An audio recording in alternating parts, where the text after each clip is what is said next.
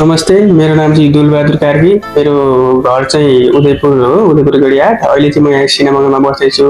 मैले चाहिँ प्लेसमेन्टबाट जापानको लागि स्टुडेन्ट भिजा एप्लाई गरेको थिएँ। मेरो भिजा पनि सक्सेस भयो। प्लेसमेन्ट मैले साथीहरूको थ्रुबाट, मेरो 2-3 वटा साथीहरू पनि यहीँबाट गयो जापान, अनि उनीहरूको थ्रुले म यहाँ आएको। म सुरुमा यहाँ आएको चाहिँ आस्था म्यामसँग भेटेँ। आस्था म्यामले चाहिँ राम्रो काउन्सिलिङ गरेर मलाई जापान जानको लागि चाहिँ राम्रै हुन्छ जस्तो लागेर, अनि त्यही भएर मैले यहाँबाट एप्लाई गरेको प्रोसेस गरेको। क्लास पनि एकदम राम्रो छ, पढाइ पनि राम्रो हुन्छ, सेन्सेस एकदम बेस्ट हुनुहुन्छ यहाँको प्रवेश चाहिँ। डकुमेन्टेसन गर्दा पनि सबै यहीँबाट गरिदिनुहुन्छ, आफूले धेरै गर्नै पर्दैन, सबै एकदम सजिलो गरी गरिदिनु भएको। प्लेसमेन्टको जर्नी एकदम मेरो राम्रो भयो। यहाँबाट भिजा प्रोसेसहरू पनि सजिलैसँग भयो, पढाइहरू पनि राम्रो, धेरै नै राम्रो भयो यहाँबाट। यहाँ जापान जान चाहने स्टुडेन्टहरूको लागि चाहिँ यहाँको सर्भिसहरू राम्रो छ, क्लासेसहरू राम्रो छ, पढाइ राम्रो छ।